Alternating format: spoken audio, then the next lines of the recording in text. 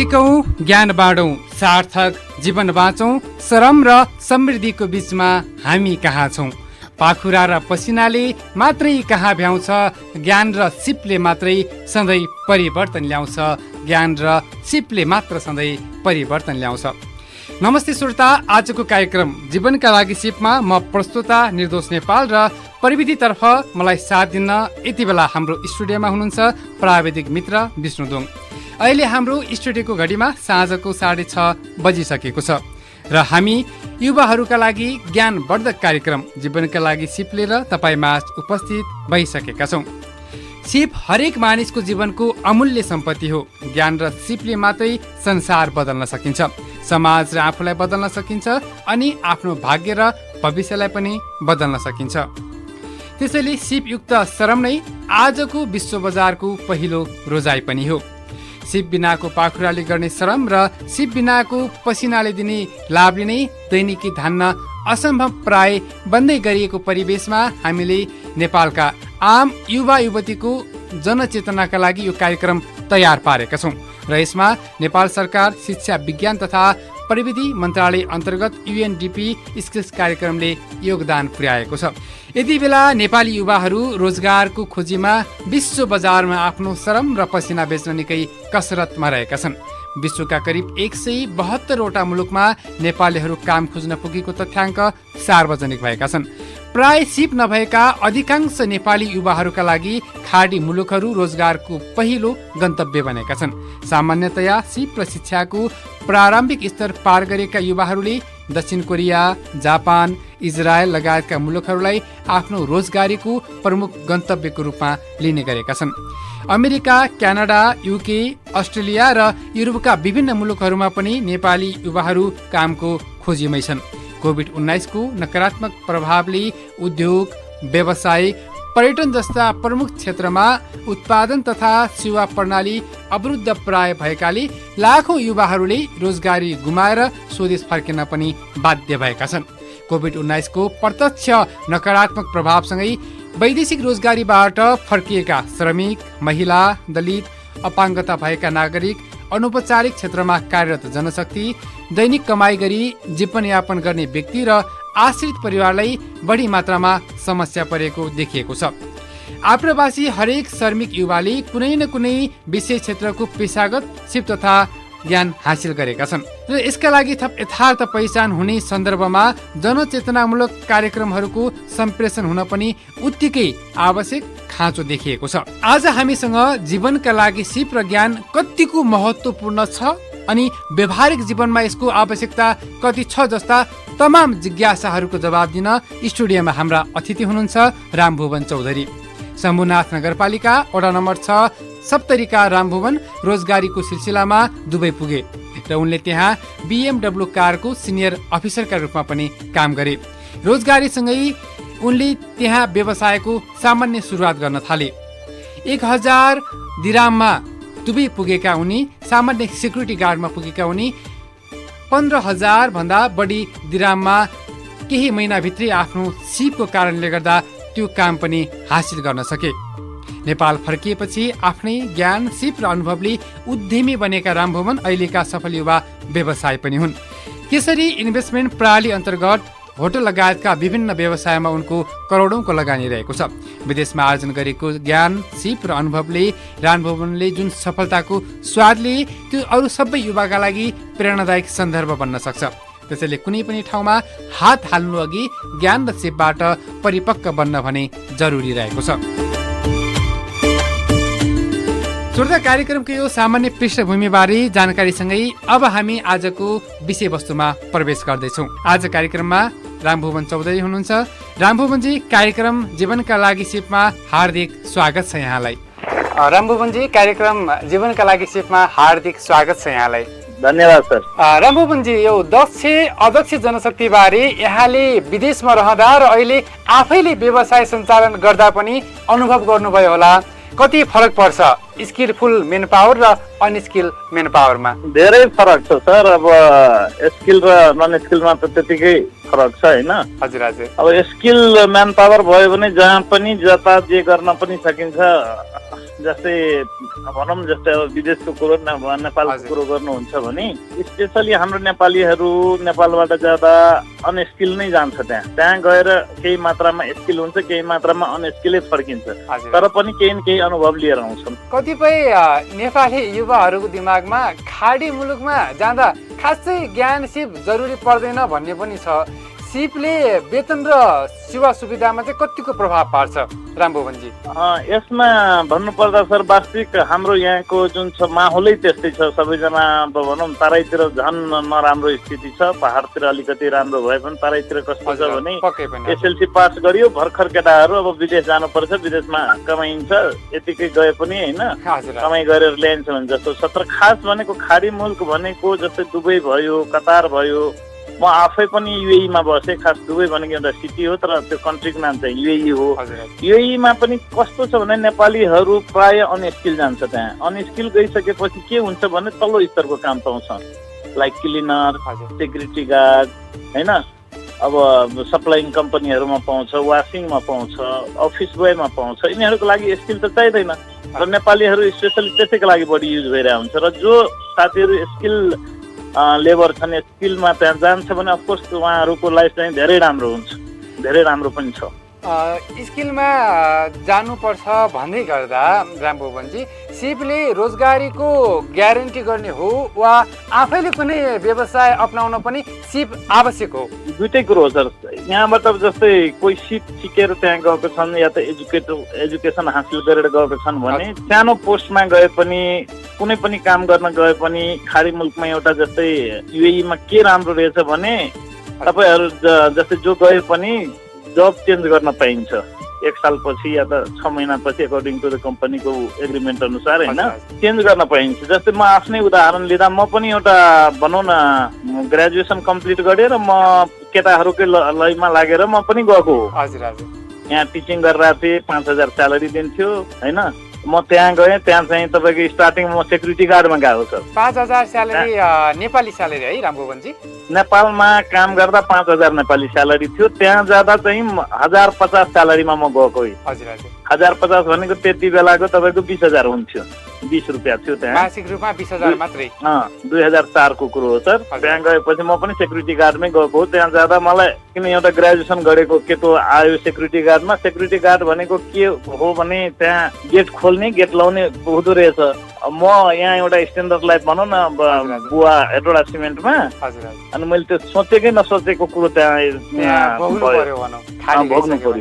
अनि त्यहाँ गएपछि म पढे लेखेको थिएँ, एचआरसँग फाइट गरेँ होइन, एचआरसँग म कुरो गरेँ। त्यहाँ नेपालीहरू जति थियो त्यसमा एउटा भनौँ न ग्रेजुएसन गरेर म गएपछि अरूहरू त तपाईँको पुलिस रिटायर, आर्मी रिटायर थियो भनेपछि उहाँहरूको इङ्ग्लिस त्यति राम्रो थिएन र तपाईँको त्यहाँ ब्रिटिस म्यानेजमेन्ट भएको कारण चाहिँ म एचआरसँग गएर कुरो गरेँ। यस्तो यस्तो भनेपछि उसले भन्यो ठिकै छ तिमी होइन एजुकेटेड छौ, तिमी फाइट गर, एचआरमा अहिले भ्याकेन्सी छ, फाइट गर, तिमीलाई यदि हुन्छ भने हामी राख्छौँ।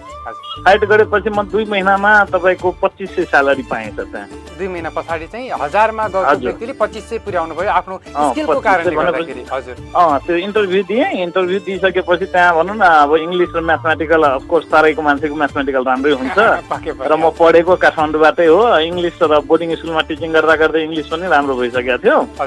अनि मलाई चाहिँ त्यहाँ एचआर एसिस्टेन्टमा दियो त्यति बेला, जबकि मेरो फिल्ड भनेको म एजुकेसन पढेको मान्छे भनेपछि त्यहाँ अलिकति आफूमा स्किल्स र क्षमता बिना चाहिँ जाँदाखेरि 1000 रुपियाँमै सीमित हुनुपर्ने परिपाटीमा तपाईँको त्यो कामले पनि यो दर्शाएको छ कि हामीमा एजुकेसन फुल भयौँ र आफूसँग क्षमता लिएर गयौँ, कामको ज्ञान लिएर गयौँ, अनुभव लिएर गयौँ भनेपछि खाडी क्षेत्रमा पनि यसले निकै प्रभाव पार्छ भन्न खोज्नु भएको?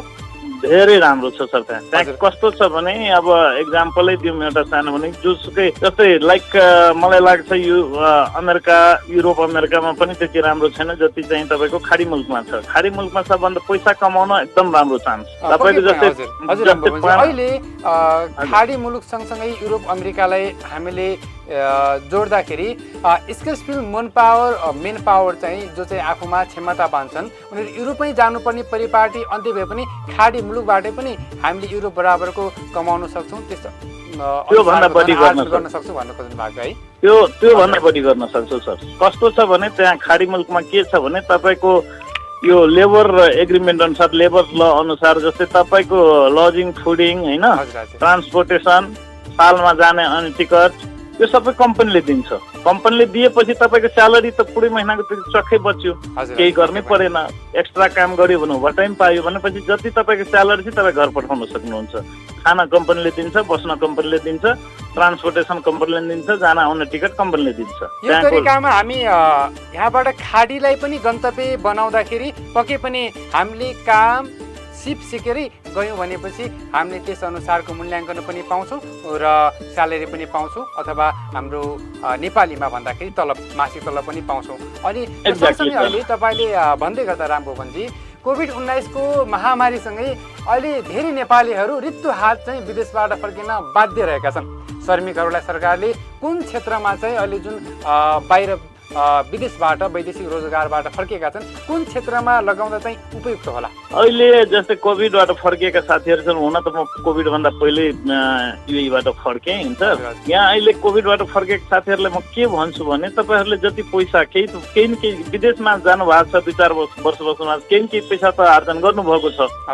आर्जन गर्नु भएको छ भने जस्तै अहिले 2 नम्बर प्रदेशकै कुरो गर्नुहुन्छ भने तपाईँको अहिले सिराहा सप्तरी र धनुषा 3वटा जिल्लामा प्रत्यक्ष हेर्दैछु आफ्नो उसले त्यसमा जति पनि कोभिडबाट फर्केका युवाहरू छन् र पहिल्यै फर्केका युवाहरू छन् उनीहरूलाई म के परामर्श दिन्छु भने जस्तै पहिल्यै फर्केका छन् भने कुनै सानोतिनो कुनै बिजनेस व्यापार त गरिरहेछ र गरेको छैन भने पनि कम्पनी दर्ता गर्न ठुलो कुरो होइन 2-4 लाख रुपियाँ तपाईँको कम्पनीमा लाउन ठुलो कुरो होइन। एउटा पसलै खोले पनि एउटा रेस्टुरेन्टै खोले पनि एउटा केही समथिङ भनौँ न अहिलेको लागि कृषि फर्म खोले पनि तपाईँको कृषि फर्म ल एकछिनको लागि एउटा एक्जाम्पल दिउँ कोभिडबाट कोही साथी फर्कियो होइन अब तराईको कुरो गर्नुहुन्छ भने लिजमा जति पनि जग्गा पाउँछ अहिले केही नभए नि 2-4-5 काठा भनेको ठुलो जग्गा होइन 2-4-5 काठा जग्गा लिनुहोस् होइन एउटा पोखरी खनाउनुहोस् 200-400 हाँस पालिदिनुहोस् टर्की पालिदिनुहोस् होइन पडेवा पालिदिनुहोस् यो भनेको सामान्य कुरो हो यहाँको लागि। रामभुवनजी र पक्कै पनि तपाईँले भनिराख्दा हामीले रित्तो हात फर्केर यही क्षेत्रमा केही गर्ने युवाहरूको लागि यतातिर जोड्यौँ। सँगसँगै अहिले यसरी हेर्दा वैदेशिक रोजगारीको सिलसिलामा अहिले विदेश जान तयार रहेका धेरै युवा युवतीहरूलाई सिपमूलक तालिमको आवश्यकता चाहिँ कसरी औल्याउनुहुन्छ तपाईँ? अब खास भनेको सिप भनेको अब यस्तो छ सर स्किल भनेको कस्तो हुन्छ भने एउटा के हुन्छ भने तपाईँ एउटा टेक्निकल स्किल हुन्छ। टेक्निकल स्किल कस्तो भयो भने जस्तै तपाईँ कुनै मेकानिक या त समथिङ होइन त्यो स्किल भयो एउटा एजुकेसन स्किल हुन्छ। यहाँबाट यदि पढेर कोही गएको छ विदेश भने विदेशमा तपाईँको अपर्च्युनिटी पाउँछ कम्प्युटर सिकेको हुनु पर्यो इङ्ग्लिस बोल्न जानेको हुनु पर्यो अरू अलिकति आफूमा स्मार्टनेस हुनु पर्यो है। यति भएपछि के हुन्छ भने तपाईँको सबभन्दा ठुलो कम्युनिकेसन भनेको त तपाईँको त्यहाँको ल्याङ्ग्वेज अरबिक त आउँदैन इङ्ग्लिस सबैले बोल्छ होइन हिन्दी पनि बोल्छ त्यहाँ भनेपछि यहाँबाट गएपछि म के भन्छु सबै साथीहरूलाई यो युवाहरूलाई के भन्छु तपाईँ कुनै किसिमको स्किल नसिके पनि एउटा एजुकेसन भयो एजुकेसन कम्प्लिट ग्रेजुएसन कम्प्लिट गरेर जानुहोस्। तपाईँहरू अमेरिका युरोप अमेरिकाको लागि मात्रै हुनुहुन्छ युरोप अमेरिकामा जुन काम पाउँछ त्योभन्दा स्ट्यान्डर्ड काम तपाईँको युएईमा पाउँछ। युएईमा तपाईँ 2-4 साल बस्नु भने बिजनेसहरूको पनि अपर्च्युनिटी धेरै आउँछ 2-4 पैसा जम्मा गर्नुभयो भने त्यहाँ भनेको तपाईँको छिनमै कम्पनी चेन्ज गर्नु मिल्छ। एउटा कम्पनीमा तपाईँले यसरी कम्पनीदेखि यहाँसम्म आइपुग्दा रामभुवनजी मलाई यहाँनिर जोड्न मन लाग्यो तपाईँले आफ्नो यो सफलताको चमत्कारपूर्ण रहस्यलाई वैदेशिक रोजगारबाट फर्केका युवा युवतीलाई सार्वजनिक रूपमा भन्न मिल्दैन रामभुवनजी? तपाईँको जुन यो सफलताको रहस्य छ अहिले हाम्रो कार्यक्रम सुनिरहनुभएका श्रोताहरूलाई पनि चाख लागेको होला रामभुवन चौधरी कसरी सफल उद्योगपति व्यवसायपति हुनुभयो त खाडीबाटै फर्केर भन्ने एउटा हाम्रो कार्यक्रम हुँदै म त्यसो भए सर खाडी मुलुकमै म के गरेर कसरी त्यहाँबाट फर्केर यहाँ आए त्यो कुरो नै जोड्नुपर्छ त्यसको लागि छोटकरीमा पक्कै पनि के भयो भने अब सुरुमा म त्यहाँ गएर काम गर्दै जाँदा एचआर एसिस्टेन्ट भएँ जुन मैले तपाईँलाई भने सेक्युरिटी गार्डमा गएको थिएँ त्यसपछि त्यहाँ फाइट गरेर एचआर एसिस्टेन्ट भएँ आज क्याम्प बस भएँ होइन त्यसपछि काम गर्दै जाँदा सबै गर्दा जाँदा एकजना नेपाली दाइ भेट्नुभयो उहाँ पहिल्यैदेखि तपाईँको सेक्युरिटी गार्डमै हुनुहुन्थ्यो पुलिस भन्छ जसलाई पुलिसको लाइसेन्स भएको आइडी भएको भीम नारायण श्रेष्ठ भन्ने दाइ हुनुहुन्थ्यो उहाँको ठुलो देन हो मेरोमा होइन त्यति बेला मसँग पैसाहरू पनि थिएन तर उहाँलाई थाहा थियो भाइ धेरै ट्यालेन्ट छ हामीसँग धेरै राम्रो रिलेसन थियो हाम्रो फ्यामिलीसँग धेरै राम्रो उहाँको सपोर्टले गर्दा मैले एउटा नेपाल प्यालेस रेस्टुरेन्टमा उहाँको पार्टनर बन्ने चान्स पाएँ होइन। त्यहाँबाट मेरो बिजनेस सुरुवात भयो र अर्को कुरो म त्यसपछि हुँदाहुँदै म एउटा 15,000 स्यालेरी त्यहाँ खान्थेँ। हजुर 1050 मा गएको मान्छे 15,000 मेरो बेसिक थियो सर। एउटा फ्ल्याट कम्पनीको तर्फबाट, मर्सिडिज कार कम्पनीको तर्फबाट, टेलिफोन जति युज गर्नुहोस् कम्पनीको तर्फबाट, फ्यामिली भिजा कम्पनीको तर्फबाट भनेपछि म जति कमाउँथेँ सबै बचाउँथेँ। साथसाथै भीम दाईको एउटा ठुलो देन थियो, त्यो उहाँ पनि नेपाली नै हो। किनभने कसैलाई अगाडि बनाउनलाई कोही न कोही साथ दिनुपर्छ, जसमा भीम दाईले म कहिले पनि बिर्सिदिनँ। उहाँले सपोर्ट गरेर म बिजनेसमा हात हालेँ। एउटा रेस्टुरेन्ट खोले, त्यसपछि अर्को रेस्टुरेन्ट पनि खोले, त्यसपछि एउटा तपाईँको जेनरल ट्रेडिङ पनि एउटा खोले सर। किनभने रेस्टुरेन्टहरू भइसकेपछि त रेस्टुरेन्टमा मासु, माछा, चामल यिनीहरू त चाहियो। म आफ्नै कम्पनीमा केसरी ब्रान्ड भनेर चामल आफै त्यहाँ लिएर जान्थेँ, इन्डियाबाट इम्पोर्ट गर्थेँ। केसरी ब्रान्ड भनेर जिरा मसिनो भयो, यो आफै नाम लेखेर ज्ञान र सिप र तपाईँभित्रको दक्षताले नै 1000 रुपियाँ दिराम स्यालेरीबाट यो स्थानसम्म ल्याइपुर्यायो भन्दा मिल्छ रामभुवनजी? मिल्छ सर। सँगसँगै यहाँनिर मलाई जोड्न मन लागेको, तपाईँ जस्तै विदेशबाट स्वदेश फर्किएर आफ्नै उद्यमशीलतामा चाहिँ सफलता हासिल गर्न के र कस्ता उपाय अपनाउनु पर्ला, आफ्नो अनुभव अरूका लागि पनि काम लाग्ने ढङ्गले के थोरै सेयर गरिदिन सक्नुहुन्छ कि? म नेपालबाट फर्केँ सर। नेपालबाट फर्किसकेपछि सबभन्दा भनौँ न त्यति बेला म फिल गरेँ कि विदेश जानै नहुने रहेछ मलाई। किनभने मेरो जति लिङ्क थियो नेपालको सबै टुटिसकेको थियो। लिङ्क भनेको को थियो? जो विदेशमा मेरो साथी थियो उहाँहरू नै थियो। यहाँको लोकल लिङ्क सबै मेरो भनौँ त्यति बेला सबै छुटिसकेको थियो। अब के गर्ने? त्यहाँ एउटा स्ट्यान्डर्ड लाइफ बिताएर आएको, यहाँ आइसकेपछि अब त्यहाँ कार चढ्थेँ, मर्सिडिज चढ्थेँ होइन। यहाँ आएपछि मोटरसाइकल चढ्नु पर्यो या त साइकल चढ्नु पर्यो भने आफैलाई कस्तो कस्तो घृणाबोध हुन्थ्यो। मेरो वाइफ पनि तपाईँको MBS गरेको हो होइन। दुवैजना हामी सोच्यौँ के गर्ने त। अनि मेरो काठमाडौँ पेप्सी कोलामा घर पनि छ। अनि मिसेसले के भन्यो भने अब होइन यो त काठमाडौँमै बसेर केही सानोतिनो व्यापार गरौँ अब होइन, विदेशबाट फर्किसक्यो। तर मेरो मनले के भन्यो भने होइन, म तराईमा बसेको मान्छे हो। तराईमा बसेपछि आफ्नो बजार एउटा कठौना बजार भनेको सानो बजार छ, त्यही बजारमा गरौँ, जे हुन्छ त्यहाँबाट स्टार्ट गरौँ। त्यहाँबाट म एउटा यहाँ त सबभन्दा इम्पोर्टेन्ट के देख्यो भने तपाईँसँग पैसा भए पनि या त पैसा नभए पनि प्रोपर्टी भए पनि ब्याङ्किङको सपोर्ट अलिकति चाहिने रहेछ सर। त्यसको लागि म जेरो थिएँ। किन भ्याट बिल यताउति जुन नेपालको छ नि त्यसको बारेमा मलाई जेरो नलेज थियो। त्यसको लागि म त्यो सिक्नलाई 3 वर्ष लाग्यो सर। मलाई 3 वर्ष लाग्यो कसरी भ्याट बिल के हुन्छ, कसरी गभर्मेन्टले सपोर्ट गर्छ, कसरी ब्याङ्कले सपोर्ट गर्छ। तपाईँसँग लाखौँ प्रोपर्टी हुँदा पनि त्यो ब्याङ्कले सपोर्ट गर्दैन, किनभने सोर्स अफ इन्कम खोज्छ। त्यो चिजलाई पहिला म स्ट्रङ गरेँ। त्यसपछि बिजनेस त स्टार्ट गर्दै गएँ। बिजनेसलाई अहिले चाहिँ जे होस् राम्रो भयो। त्यो चिजहरू सबै ह्यान्डलिङ गर्न सिकेँ होइन। यसको हामीले खाडी मुलुकलाई दिउँ अथवा तपाईँ भित्र लुकेको अन्तर्निहित क्षमतालाई दिउँ रामभुवनजी? अब यो हजुर डिसिजन ठिक छ। यससँगसँगै हामी अहिले वैदेशिक रोजगारीका क्रममा तपाईँले भोगेका केही अप्ठ्यारा र प्राप्त गरेका सुखद अवसरहरू बारे पनि हामीले सुन्यौँ यति बेला। र श्रम, सिप र अनुभवका आधारमा नेपाली कामदारले कसरी सफलता हात पार्न सक्छन् भन्ने कुरा पनि तपाईँको सुरुवाती चरणले पनि हामीलाई देखाइसकेको छ।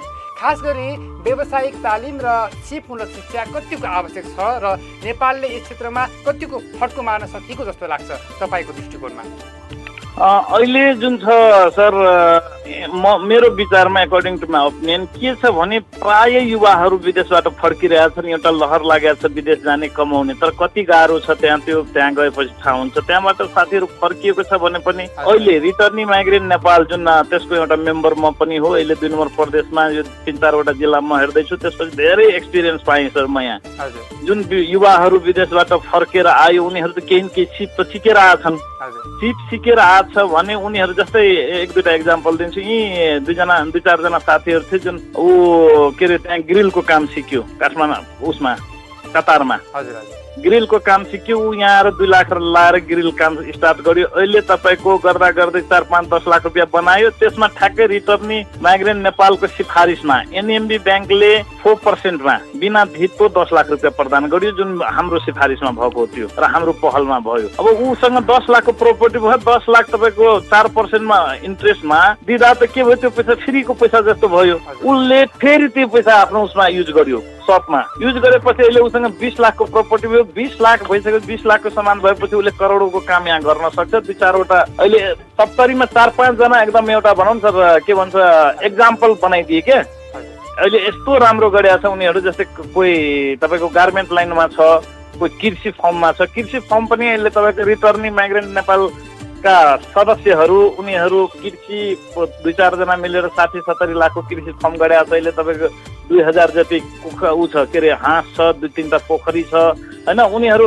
हाँसकै कुरो गर्नुहुन्छ भने उनीहरूले यतिसम्म गर्यो कि 2000 हाँस भयो भने चाहिँ तपाईँको 98% हाँसले अन्डा दिन्छ है। यहाँनिर आइसकेपछि त्यो क्षेत्रमा तपाईँले अलिक खेलेको भूमिकाले पनि सयौं युवाहरू स्वरोजगार भएको कुरा पनि हामीले सुन्न पायौँ। अन्त्यमा रामभुवनजी हामीसँग समय अवधि सकिनै आँटेको छ। अन्त्यमा छोटकरीमा वैदेशिक रोजगारमा जाने नेपाली सहायक कामदारहरू सिपयुक्त श्रम र तालिम प्राप्तिका लागि कतिको योग्य रहेका छन्, यो सँगसँगै जोडेर यहाँनिर मुलुकको जनशक्तिलाई सिपयुक्त र तालिम प्राप्त बनाउन राज्यले के र कस्ता पहल चाल्न चाहिँ आवश्यक छ जस्तो लाग्छ यहाँलाई? अब यसको लागि के छ भने सबभन्दा पहिला त सर अब यहाँ जुन अहिले छ तराईको, स्पेसली म तराईमा बस्छु, तराईमा अहिले केटाहरू जुन छ युवाहरू छ अब देशको ऊ हो। तर अहिले तपाईँ स्कुलमा जानुहोस्, यहाँ सरकारी स्कुलहरूमा उसमा खालि केटीहरू मात्रै जान्छ। 10 क्लास पढेपछि केटाहरू विदेश जाने उसमा जान्छ। जुन 2 नम्बरमा मात्र नभएर पनि तपाईँले भने जस्तै सिङ्गो नेपालमा देखिरहेको छ पक्कै पनि रामभुवनजी। हो एकदम अहिले हेर्दा यो के अहिलेका बच्चाहरूलाई हेर्दा तपाईँको न गार्जेनको कुरो सुन्छ, मोटरसाइकल किन्यो, एक्सिडेन्ट भयो, यो गर्यो त्यो गर्यो, स्किलतिर कोही पनि जाँदैन सर। म त के भन्छु सबै साथीहरूलाई पहिला आफू एजुकेसन हासिल गरौँ, एजुकेसन हासिल गरेपछि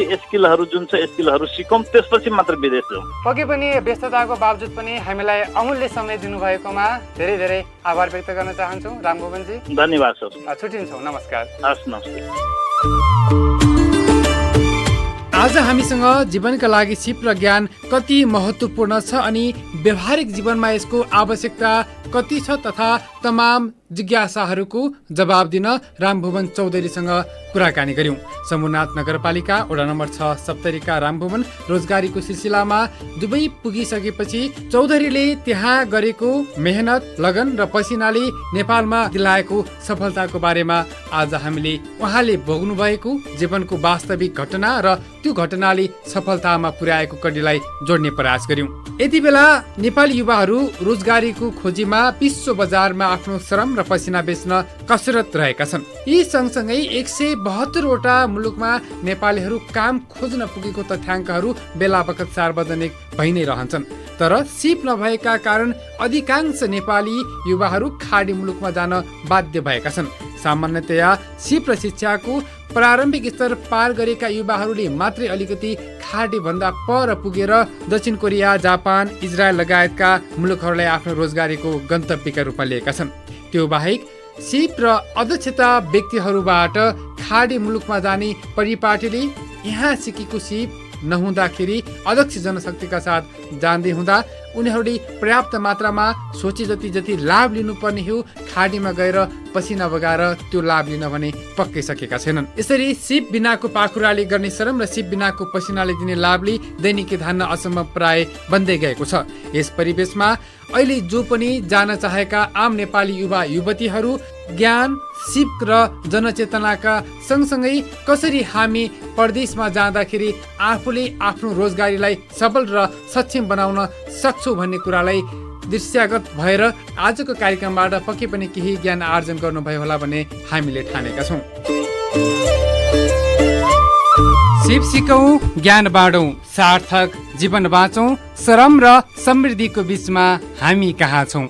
पाखुरा र पसिनाले मात्रै कहाँ भ्याउँछ, ज्ञान र सिपले मात्रै सधैँ परिवर्तन ल्याउँछ। ज्ञान र सिपले मात्र सधैँ परिवर्तन ल्याउँछ। हवस् श्रोता, आजका लागि कार्यक्रम जीवनका लागि सिपको निर्धारित समय सकिसकेको छ। जीवनका लागि सिप र ज्ञान कतिको महत्त्वपूर्ण छ अनि व्यवहारिक जीवनमा यसको कतिको आवश्यकता छ जस्ता तमाम जिज्ञासाहरूको जवाब दिने कोसिस गर्यौं। आज हामीसँग कार्यक्रममा शम्भुनाथ नगरपालिका वडा नम्बर 6 सप्तरीका राजभुवन चौधरी हुनुहुन्थ्यो। रोजगारीको सिलसिलामा दुबई पुगेका चौधरीले कसरी त्यहाँ BMW कारको सिनियर अफिसरको रूपमा काम गर्नुभयो, रोजगारीसँगै कसरी त्यहीबाट व्यवसायको सुरुवात गर्नुभयो र नेपाल फर्किएपछि आफ्नै ज्ञान सिप र अनुभवले उद्यमी बनेका रामभुवन कसरी सफल युवा व्यवसायी बन्नुभयो त? यी सबै प्रसङ्ग समेटेर आज कार्यक्रममा प्रस्तुत गर्यौं र यी र यस्तै जीवन उपयोगी अन्य सामग्रीका साथ आउँदो हप्ता पुनः भेट्ने बाचा गर्दै आजका लागि निर्दोष नेपाल पनि आज्ञा चाहन्छु। तपाईँको यो साता सृजनशील बनोस्। नमस्कार।